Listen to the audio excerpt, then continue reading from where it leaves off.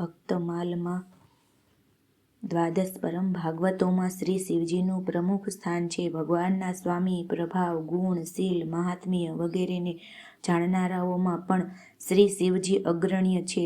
ભગવાનના નામના પ્રભાવને શિવજી જાણે છે તેવું કોઈ જાણનાર નથી.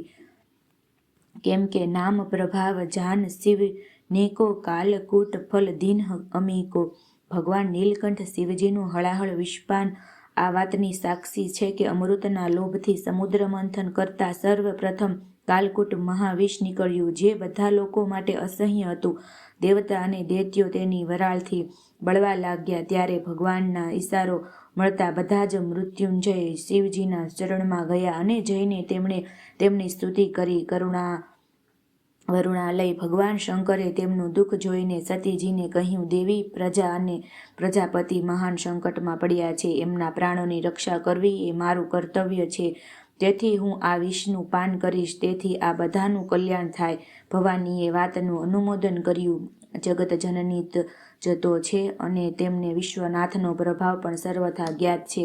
પછી તો શિવજીએ આ પ્રમાણે કહીને શ્રી રામ નામ ખિલમંત્ર બીજ મમ જીવન ચ હૃદય પ્રવિષ્ટમ હલાહલમ વા પ્રલાયલમ વા મૃત્યુ મૂર્ખ વા વિસંતા કૃતો ભયમ. અર્થાત છે, શ્રી રામ નામ સમસ્ત મંત્રોનું બીજ છે. મારું જીવન તથા મારા હૃદયમાં પ્રવિષ્ટ થઈને સ્થિત છે. પછી તો ભલે હળાહળનું પાન કરવું હોય, ભલે પ્રલયના અગ્નિનું પાન કરવું હોય, ભલે મૃત્યુના મુખમાં જ કેમ પ્રવેશ કરવો ન પડે. ભય કઈ વાતનો છે? હળાહળ વિષ પણ પી લીધું અને આશ્ચર્યની વાત એ છે કે ખાયો કાલકૂટ ભયો અજર અમર તનુ.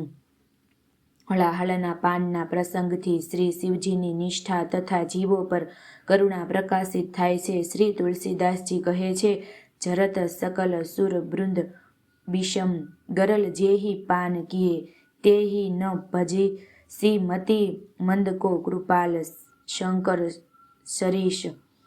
શ્રી શિવજી સ્વયં નિરંતર રામ રામ જપતા રહે છે. જેમ કે તુમ પુનિ રામ નામ દિન રાતી સાદર જપહુ અનંગ આરાતી. સંત સતત જપત શંભુ અબિનાશી શિવ ભગવાન જ્ઞાન ગુણ રાશિ. તથા પોતાની અત્યંત પ્રિય કાશીપુરીમાં મૃત્યુ પામનાર પ્રત્યેક પ્રાણીને મૃત્યુ ક્ષણે શ્રી રામ નામનો ઉપદેશ આપીને તેને મુક્ત કરતા રહે છે. જેમ કે અહમ ભગવન્નામ વૃણ કૃતાર્થ વસામી કાશ્યામની ભવાન્યા મુમુક્ષ માણસ્ય વિમુક્તયે દહ દિશામી મંત્ર તવ રામ નામ. અર્થાત હું તમારા નામના પ્રભાવથી કૃતાર્થ થઈને કાશીમાં ભવાની સાથે નિવાસ કરું છું અને મરણાસન્ન પ્રાણીઓની મુક્તિને માટે તેમના કાનમાં તમારો મંત્ર રામ નામનો ઉપદેશ કરું છું. શ્રી રામની ને સાથે શિવજીનો સંબંધ 3 પ્રકારે છે. જેમ કે સેવક સ્વામી સખા સિય પી કે.